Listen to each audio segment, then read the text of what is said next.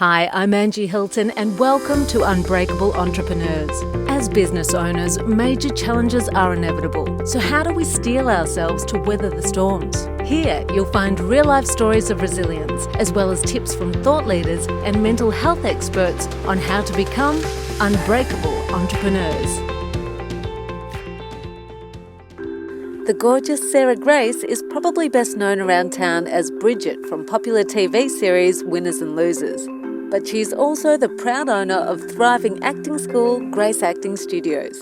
When we caught up, Sarah revealed how she juggles motherhood, a studio of over 400 children, and how she still keeps her passion for acting alive. Now, this morning I'm being joined by the lovely Sarah Grace from Grace Acting Studios. Good morning to you, Sarah. Good morning, Angie. How are you? Is it morning?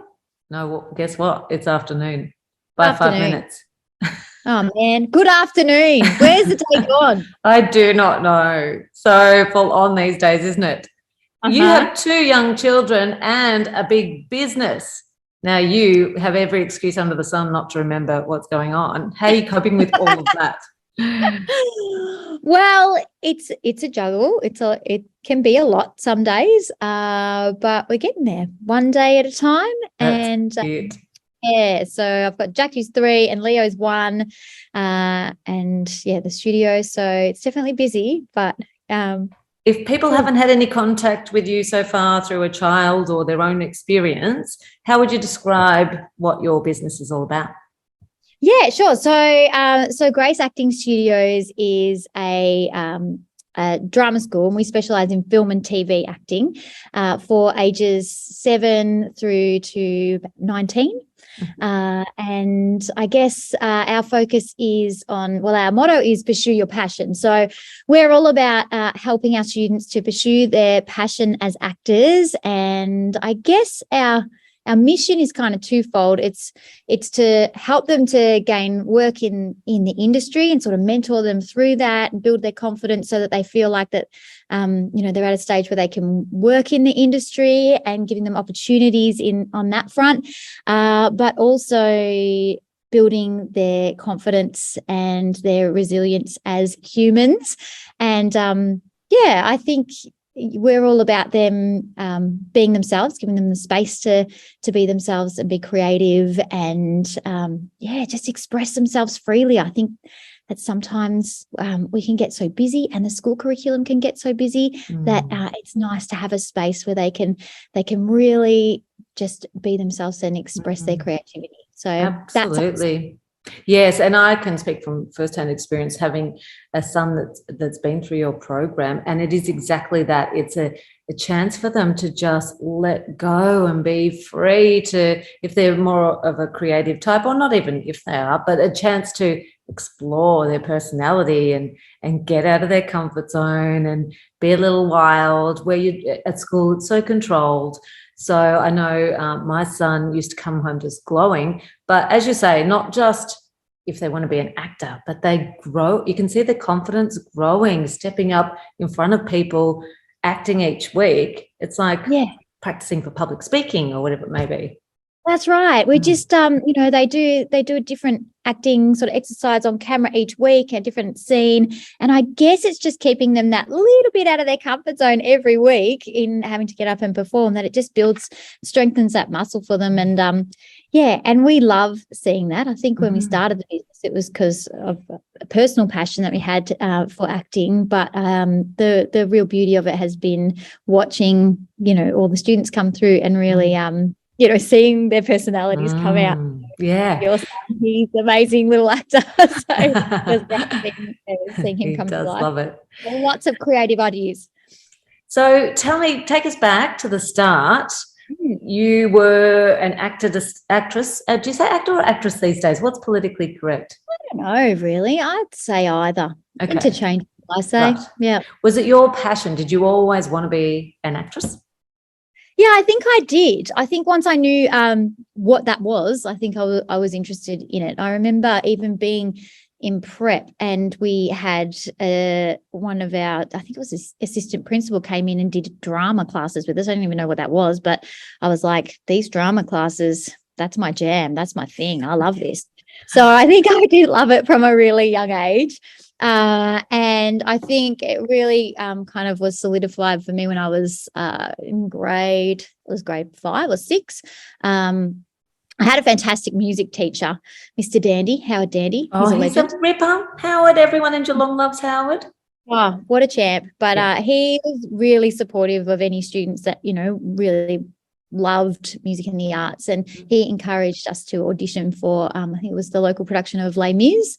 And I got into that and I just loved it. Like it was the best thing. And I think I really loved, exploring the characters and, like what a kid during the French Revolution was going through and stuff like that, and building backstories, and putting myself in their shoes when I was like 11. So, from there I knew that that's what I loved, and then got more into film and TV as I got into high school and went from there. So now you're a super humble lady, and I know you don't like talking about yourself too much, but you had a very big role in a very popular TV show. Can you tell us all about that and how it came to fruition?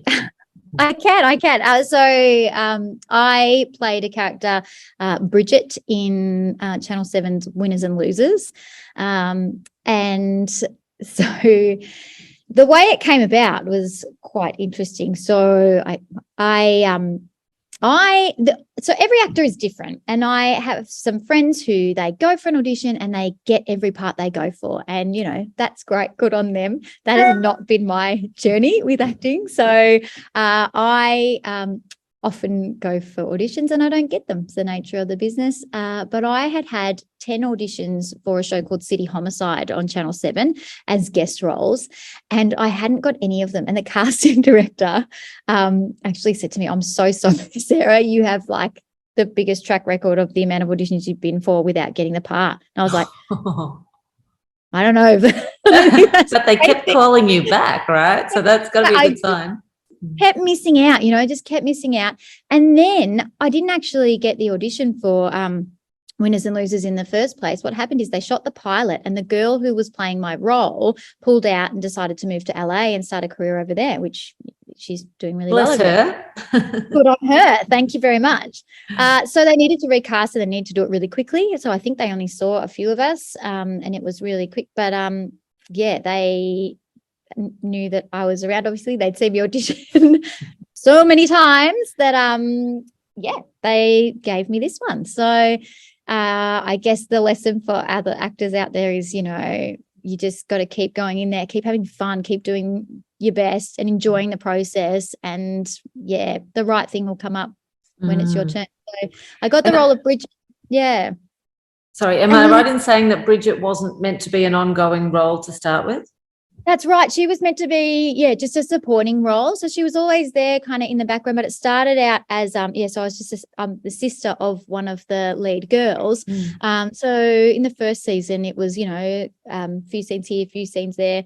And I was really lucky in that my role kind of grew over time. So by the time we got to the last season, I was considered main cast and was in most episodes, and I ended up being the sister of one of the girls and then working as it was a bit like Legally Blonde, so I was like the legal assistant of another character, but that was really great because I got to build my confidence over time, and grow my skills. Sorry, what is it like to be on set? What do we not know as viewers? What are the surprising things when you get there, and how does it all operate? Oh, wow. Well, I love it. I think, I absolutely love it. There is a lot of waiting around. So that's one thing. I think one of the main skills that you end up having, especially when you're working on a show that had a big ensemble like ours. So we had scenes where the whole cast were in there having, like, say we'd have a party, we'd have a big barbecue out, outside for one of the kids' birthdays or something, and all the cast was in it. That might be like a 5-minute scene and it's taking us 2 days to shoot. So you might have, like one line in that 5-minute scene. And so that's one line in like 2 days. The rest of the time you're there as your character doing your thing, but a lot of waiting around. So I'd say boredom management is a big skill to have, and being able to switch on, switch off, like it can be tiring when you're up so early, you know, leave home at 4 a.m. and you're there and you're not doing anything all day, but then it's like, okay, you're on, and, you know, you've got to be able to switch that on. So I guess the waiting around is one thing. What about learning lines? Is that tricky? And did you ever get on set and think, I just can't remember? Did you have any bad moments with that? You always as an actor have those moments where you doubt yourself or you're not sure. I tell you what, there are plenty of scripts hidden in drawers and cupboards all around the set from, you know, all of the actors, and we get out. Okay, cut and get out. What's that line again? Oh yeah, cool. All right. But I think that is a muscle that you build over time. If actors are worried about that or think, oh, I don't know how I'd remember all those lines, you find a way to do it. And when you're doing it all the time, your short-term memory kind of kicks in. And so, you know, like I would remember lines for, like, you know, the 8 scenes that I was doing that day. And then, but if you ask me them the next day, I don't know, I wouldn't know what they were. So it's a special part of your brain, I think, that kind of kicks in when you need it. I love it. Yeah. And at the time you were working alongside your now ex-husband as your partner on the show. How was that? Well, you know, it was great because we didn't have to work on, you know, chemistry and things like that. And it was great to go on the journey together. Like, that was a really nice thing to be able to do. And yeah, so we were really sharing that experience, which is great. And we had, like, you know, as a couple, we had a child on the show, not in real life. On the show, not in real life. No, we didn't have one in real life, but on the show we did. So that was, you know, that was just fun. What did you call the baby? Oh, what we called the baby Olivia. Oh. And it was with 2 A's. So it was AALIVYAH. Wow, that is. Were they putting you as a stereotypical, how would you describe that sort of couple? It was a bit of Vogan. A bit of Vogan. It was a bit of Vogan. It was a bit, yeah. And she said, Olivia. Olivia. And I wanted it to be, there was a line in there, something about, I wanted it to be 3 A's or something, or 2 L's. But we thought that'd be a bit too much. So we just went with 2. She was really funny. She was definitely the comic relief, Bridget. She was but yeah, it was great, you know, working together. I suppose when you get divorced in like before the last season, that's a little bit tricky. And you still had to work together as you were separating. Wow. Yeah. So we decided to separate, and then we had a season left to shoot. So became a little bit trickier. But I think because we were both so passionate about the work, one thing that we were both really determined to, you know, to do is not let it affect our work set, because we both loved it so much. So that's the ultimate acting going on there then, isn't it? happy married couple. But while you were together, you started More Grace at the time. So I guess the fame you had from the show, did that help propel the business into rapid growth? Yeah, I think it did. It definitely helped. So we started the business in 2006. I think it was 2006. Yeah. So, and we were, you know, at the time we were both studying teaching at uni, and we both had a passion for acting. So we just sort of thought, oh, well, we'll, you know, why not teach acting? And we cleared out a junk room in people that I think was Create, who were like an employment sort of agency and worked with youth. They had a spare room that they was, you know, good enough to let us lease very cheaply if we cleaned it out and did it up. So we started there just with 2 classes a week, and it grew from there. So I think when you're really passionate about something, it just sort of takes on its own life. And I've always felt like this studio, it's been looked after by the universe or God, or, you know, like finding a new venue when we needed to and things like that. So, we started there, and then we got Winners and Losers quite some time after that. So that was about 2010.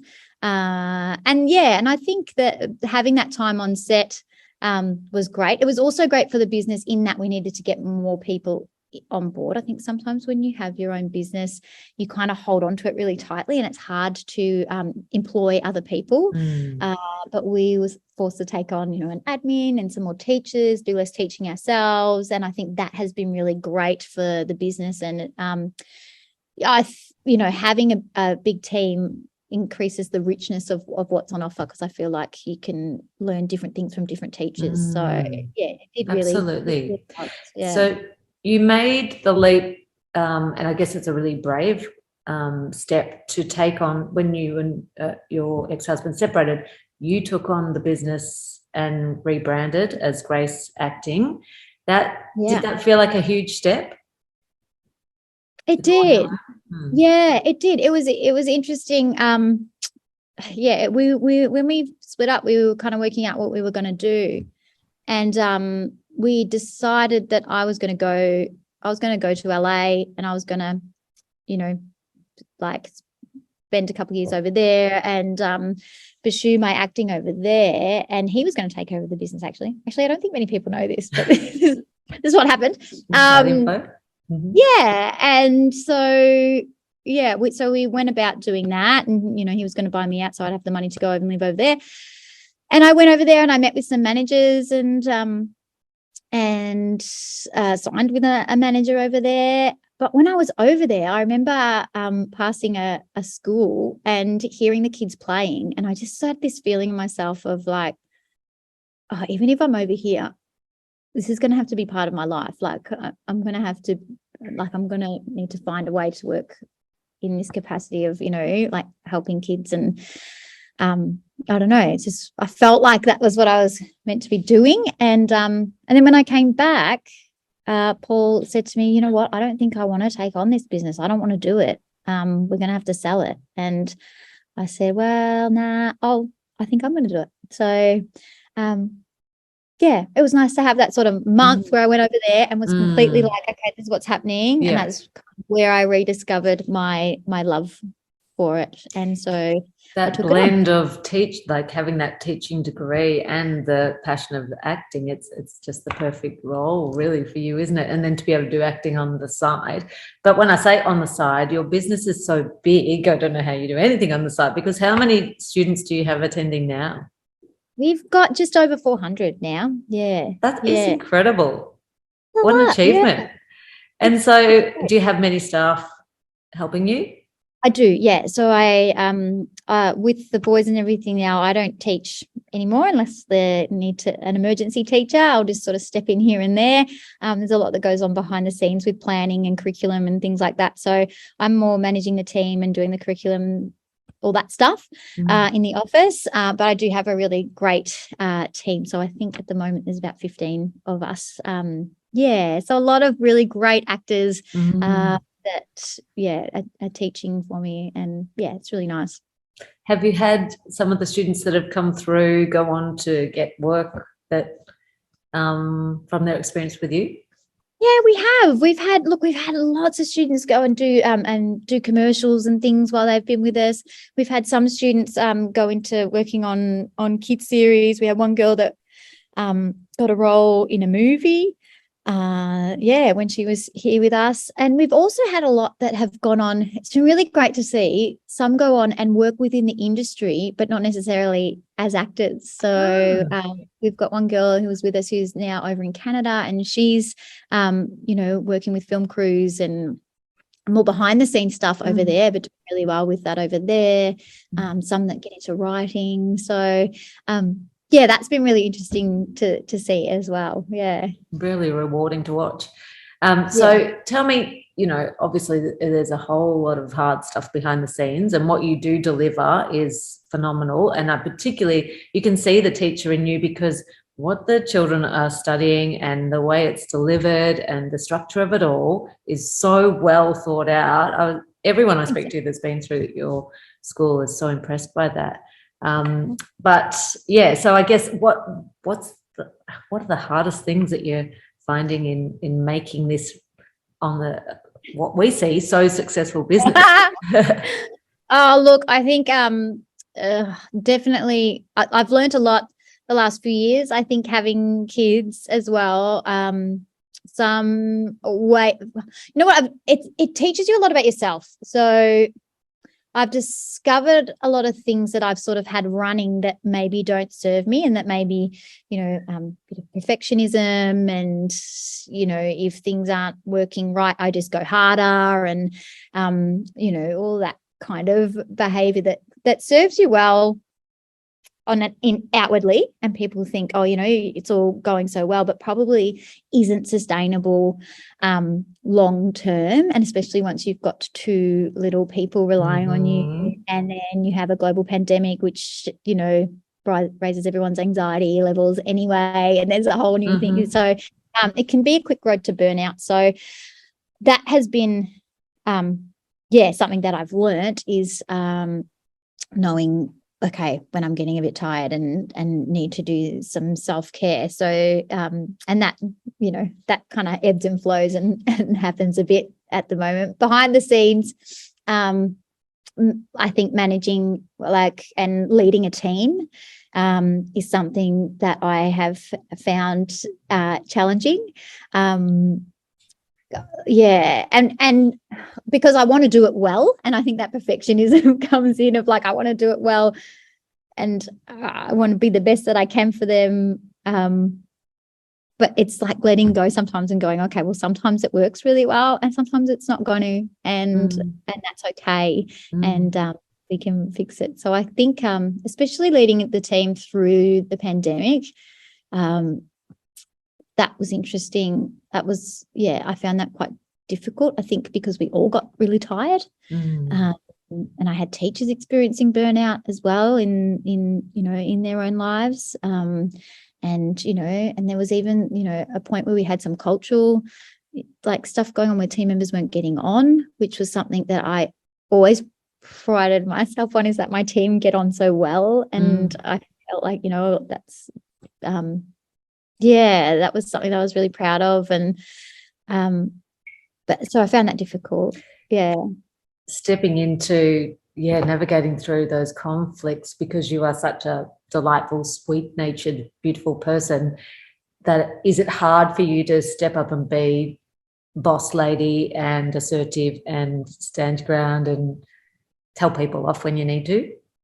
It is, Look, I think that's I'm still on that journey of working out who I am as a leader. And I think one thing as in small business that you've got to be is open to lifelong learning. So that's definitely where I'm at. I think, I having boundaries, setting boundaries is something that has been tricky for me. And and I'm working on it. And sometimes I get it right and I'm like, and then other times I don't. And that's cool as well. But I think I had a mentor once that said boundaries set you free. And, spoke about how boundaries not only set you free, but they also give people a framework to work within. So it's actually supportive for your staff. It's actually supportive for your team if you can put those boundaries in place so they know where they're at. That's safety for them. Absolutely. So that is something that that I am working on, on the journey on as we speak. So amazing. And I did watch from a sideline how you navigated your way through COVID, and I thought you did such an incredible job. Can you explain to everyone what you had to do to keep your business up and running? It was like all businesses, it was, that pivot and then the pivot again and then the pivot again. I think that was something that was unique to Geelong, is that we were in lockdown, out of lockdown, in lockdown, out of lockdown. So that constant change was a bit tricky. But look, we took our classes online. And that was really interesting to do. It was amazing to see how quickly you can get things up and running when you have to, how quickly you can do things. Being someone that sometimes overthinks and likes to get things perfect and everything, and, if I start a new program, it's got to be perfect before I put it out there. It was me and a couple of my employees, and we were just there and we had a whiteboard and we were like, right, what are we doing? And we just spent a week and we created this online learning program. for the kids, and we weren't sure, how it was going to go, but yeah, we got it up there. I am part of a group of studio owners, so that was really just so valuable to be able to connect with them around Australia and around the world as to what other people were doing in terms of teaching platforms and things like that. But yeah, we got it on board, and like my team really were amazing in terms of the way they just took it on and rolled with it, and yeah, we made it happen. Did you manage to retain a lot of the children when it went online? Was that a big drop in numbers?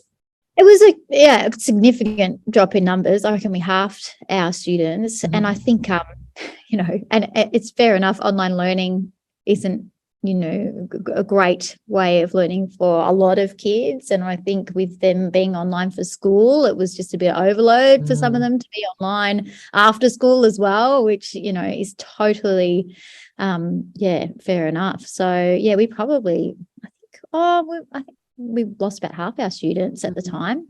And you're back up to where you were or beyond where you were before? We're slightly beyond where we were before. Wow. It's amazing. It's been about embracing the unknown, really, the whole thing. Like, so coming back this year even, I wasn't sure whether, it would be a slow build in numbers or whether it would be, everyone. But it seems like everyone's really keen to get back into normality and really valuing the face-to-face more than ever. So that was great. That was a big relief as well, that we bounced back so well. Yeah, but it's definitely been a journey. What about plans for growth? Do you at that many students, does that feel as big as you want to get, or would you like to keep expanding, or is it a secret? It's not a secret. No secret. Look, I would love to expand in the sense that I'd love to reach as many students as we can and bring the work that we do to as many kids and families as we can. So we have room currently in our studios to take on more students. So that's something that we would do. So I think I have so many ideas about this place and what we could take on and what we could do and different programs we could do and how we could do it. And I feel like at the moment where I'm at is that I need to just chill and get myself, back to, I had like a baby and then there was COVID and then I had a baby in COVID. There was still all that COVID stuff. And I think like a lot of small business owners, I'm still pretty exhausted. So I'm giving myself a little bit of grace in that. I think what we have here is beautiful and I want to keep that going the way that it is. But I know that I feel like when my boys go to school, when the time's right, next steps will happen. There's some great things that I really love to do to take it that next level. Yeah. And what about for you personally as an actress? Have you still got dreams of getting back into that, or is that more a sideline? Yeah. 100%. Look, that I love it, and I think that all actors, and my students here will know, like when you're doing it, that's when you just you just sort of drop into yourself and you feel at home. So I do really love it, and I feel like with our motto of pursue your passion, I want to lead by example and continue to do that, because I think that that fills my cup and then I can help fill others. So at the moment with the two little bubbers, it's a little tricky, but I find little bits and pieces that I can do here and there. But my hope is to get back into it. And I learn while I'm doing it, so I can pass on. And you're engaged to the beautiful Adamo DiBiase, father of your beautiful babies, and he's an actor too. How do you go, to actors and actresses in the same house, and how do you keep you both have your own passions to explore? Is it hard to balance all that as well? Oh, look, it's what's great about it is that we get each other, like I couldn't see myself with anyone that didn't like, you've got to get it. And he totally gets it. And I totally get him. It's a wacky world that we live in as actors, It's like you get an audition come through and you've got to do a self-tape. We had to do one, over the weekend. And the kids have gone to bed and other people might be watching a movie or chilling out, and we're whipping out the camera and filming some crazy audition scenes. And so yeah, and we'll do the same for him, and they come in so quickly. You just got to do it. So he gets it, and I get him, and we have a real understanding of each other's need for that creative space. So I think it works in that sense. You're a great team. I've seen you in action. Beautiful family. Now, if anyone was thinking of getting into business, do you have any advice from things that you've learned and that you could pass on to others? Getting into business, I would say find mentors, find a mentor, or join I don't know, there's a lot of mastermind groups and things around, within the area that you're looking to start your business in. I really think that as a small business owner, you're always learning, and sometimes I feel like it can be a lonely space, especially when if you're leading a team, it can be lonely. So finding that support, I think, would be my number one thing. Find a group, someone you can talk to, work one-on-one with someone, a coach, I think that would be my number one bit of advice. And what else? I don't know. Yeah, go for it. What's the best thing about it? The best thing about it is that there's no one putting any limits on you. There's no, you can do whatever you want to do, how you want to do it. Sometimes that's the worst thing as well. But really, ultimately, being your own boss, being able to go, okay, cool, I need to be at home today with boys, or I'm going to take this program and I'm feeling really good about it. I'm going to do this now. And just having that freedom to create as you want is great, I think. Amazing. Do you have a personal mantra or motto of your own? Or favourite quote? I don't know if I do. You know what? I'm going to get off this call and I'm going to be like, that's what I should have said. I know, I should have given you a heads up for these sort of questions. What about this one? If you had a day to yourself in Geelong, child-free, responsibility-free, what would your ultimate thing be to do? Oh, my gosh. It's all about the self-care right now and filling my cup. So I would probably go to a yoga class, and then I would go to the beach and walk on the beach barefoot. There's something about that I love. And then I'd probably take a journal out to a lookout and a coffee and do some journaling, which ultimately always ends up with planning for the business. My journal entries are always like, and this for the business, and all the ideas come out. So that would be, get into nature. That would be my lovely. Or maybe it'd be at a day spa. Maybe people might have seen you on the big screen lately. I might go to Saltair Day Spa and get a treatment. That would definitely be on the list too. Very good. Well, thank you so much for your time. I know you're a busy lady, so I'm going to let you go. But thanks for the inspiration. And one piece of wisdom for actors, if they want to get out there, what would you say to them? Just do it. Just do it. And like small steps, one thing each day, what are you doing today to work towards that goal? Like, whether it's a vocal exercise or whether it's, contacting your agent, or you got nothing to lose, just do it. And your show reel doesn't have to be perfect. Just get it out there, Yes. I need to hear that myself.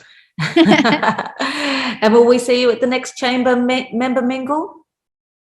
Yes. Now, I haven't been very good at going to the member mingles, have I? Because you've got babies. It's harder. I know. We'll drag you out though. But I would love to get there and and say hi. So let's do that, Ange. What do you think's great about being a chamber member?